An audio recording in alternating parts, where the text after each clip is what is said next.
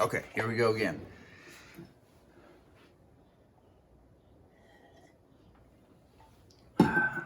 Let's see. Lower away, said Arthur. Let's see how it rolls. They slipped the ropes free of the pulleys and rehooked two of them to the front of the block. 9 rats now manned each rope. 2 stayed behind, watching the rollers. Heave! The rollers turned and the heavy block slid forward easily like a truck on wheels in the direction of the new hole.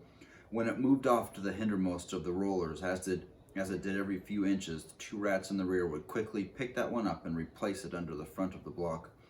Almost like a game of leapfrog, Miss Frisbee thought, but a well-rehearsed game, and the rats had planned carefully. They knew exactly what they were doing, and they moved with precision and never wasted a motion. Within a very few minutes, the first of the rollers lay across the new hole, then the second, and finally all 4. The blocks were in position, and the hole was exactly the right size and shape. The rats had even dug out a new pantry hole in one corner and carved out a small tunnel that would connect the 2 rooms of the house. The towers and the pulleys were put up again, and the whole process of lifting and lowering was done in reverse. The rollers were pulled away, and the block was eased down into its new home. It's done, cried Miss Frisbee. She felt like applauding. Not quite yet, said Arthur over his shoulder. To the other rats, he said, get the shovels and the backpacks. Pausing a moment to rest, he explained to Miss Frisbee, we're going to cover it with turf, and then we've got to fill up the old hole with the dirt from the new one, or Mr. Fitzgibbon will wonder who's been digging up in his garden. Also, we've still to dig you an entrance hole. In her excitement, Miss Frisbee had forgotten the small detail she could not get into her new house. Now that she watched in awe as Arthur and Brutus, using 2 small, sharp, long-handled shovels, dug the narrow tunnel down to her living room. It took them somewhat less than 5 minutes. It had taken her all day to dig the other one. Now, said Arthur, you can put your children to bed. We'll take care of the rest. Miss Frisbee, or the next chapter, at the meeting. Miss Frisbee slept well and soundly, the day just finished having been the longest and hardest she had ever known. She awoke in the morning with a smile. Her house was warm and it was safe at last. Her children slept peacefully. Timothy's breathing was quiet and easy. They could stay in the house now as long as they needed to. On some warm day late in spring, when Timothy was strong again, they would move to the summer house down by the brook. Another nice thing, she thought. When they left the house, she would close up the entrance tunnel so that no one could find it. Undisturbed by the plow, it would be ready and waiting for them in the fall. It could be theirs forever, thanks to the rats. The rats, in her half-dreaming state, she had forgotten they were in terrible danger. What would they do? She felt as if she ought to go and offer to help them, but help how? She could think of nothing she could do. At that moment, she heard a voice calling her name from above. Miss Frisbee. She left the bed and went to the bottom of the entrance hole. Yes, who's calling? It's me, Brutus. Can you come up? Miss Frisbee climbed up and out her front door, blinking in the early morning sunlight. Nicodemus wants to know if you can come with me. He's having a meeting. Just let me wake the children and tell them. 2 minutes later, she was walking with Brutus toward the rose bush. What does Nicodemus want? It's about the men, Justin told us last night. Nicodemus thinks they may be from Nim. He wants to ask you more about what Miss Fitzgibbon said. That morning there were 2 rats on sentry duty, one just inside the entrance to the rose bush, watching Mr. Fitzgibbon's house, and another at the arch where Brutus had stood.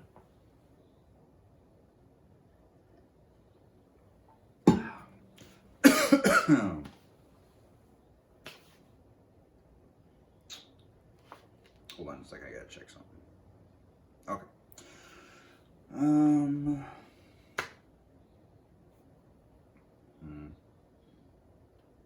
Where was I? Okay. All of the rest were gathered in the large assembly room Miss Frisbee had seen while she was off the elevator. Nicodemus, Justin, Arthur, and 2 other rats sat on the raised platform at the end. The rest, facing them, filled every square inch of floor space except for an aisle up the center. Miss Frisbee had never seen so many rats. Even the young ones were present. She spotted Isabella staring up at the platform with wide, round eyes. Some of the mothers held small babies at their sides. Most of them looked anxious. There was an air of tension, but not of panic. Brutus led her up to the center aisle to the raised platform. There was a table on it covered with papers and one vacant space where a chair had been placed for Miss Frisbee. The rats waited in complete silence while she sat down. Then Nicodemus said quite formally, "Justin has told us all that has happened. Miss Frisbee, it seems you have more than repaid us for the help we have given you in moving your house. Just as your husband did once, you have saved us from disaster, death or capture, we do not know which." Justin gave her a wink. Miss Frisbee had a taste of capture herself last night.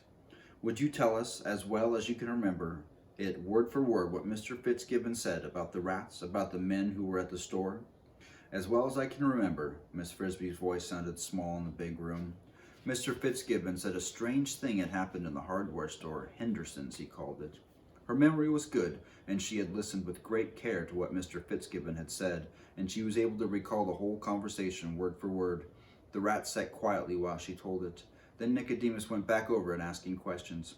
"You said that Mr. Fitzgibbon said 6 or 7 rats. Did he ever say which number it really was?" "No, I don't think he paid much attention to the number." "Jenner's group was 7, said Justin, but it could be a coincidence. Did he say how far away from town this was where this happened, or did he name it?" "No, but it must not have been very far. He had been there and back that day." "Did anyone see his car go out?" Nicodemus asked the others. "I heard it," Brutus said. "I was on duty. It went after lunch, and he was back by dinner." What direction? If we knew, we might send someone. You could see." Nicodemus explained to Miss Frisbee, "We need to know who those men were, and if they're from Nim, things are much worse. For us." "We'd never make it," said Arthur. "Driving at, say, 40, 50 miles an hour, Mr. Fitzgibbon might have gone 15 or 20 miles in any direction and returned easily that same afternoon. On the map, there was a road map on the table. You can see it could have been any one of a half a dozen small towns, and each of them might have a hardware store." "You're right, of course," said Nicodemus. "Without the name, the idea is hopeless." He turned back to Miss Frisbee. "Mr. Fitzgibbon said the rats were grouped around the motor as if they were trying to move it." "That's what he said," the store owner told him. He didn't see it himself. "And that the motor was plugged in?" "It had been left plugged in," Miss Frisbee quoted. "But we don't know who plugged it in." "I got the impression," Miss Frisbee said, "from the way he said it, that the store owner had left it plugged in, but I'm not sure." "That would make sense," Arthur said. "If it was Jenner, and if they had plugged it in themselves, they'd have known better than to try to move it. So they must not have realized. It was probably pretty dark in the store." "Poor Jenner," said Nicodemus. "I wish he'd stayed with us." "It will be poor for us," said one of the rats at the table. Miss Frisbee did not know his name. "If we don't get on with this." "He did not mention the doctor's name," Nicodemus said. Did he say even a word about what he looked like?" "No." "Did he describe the truck at all?" "No, only that it was full of equipment." "Are you sure about the headline in the local paper, 'Mechanized Rats Invade Hardware Store'?" "I'm sure that's what Mr. Fitzgibbon said, but I don't think he saw it.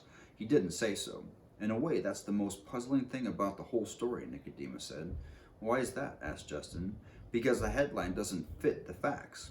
You don't call a bunch of dead rats mechanized just because you find them on a shelf near a motor." "Maybe not," said the nameless rat, "but then why did the newspaper say that?" "I'm wondering," Nicodemus said, "if perhaps there wasn't more to the story.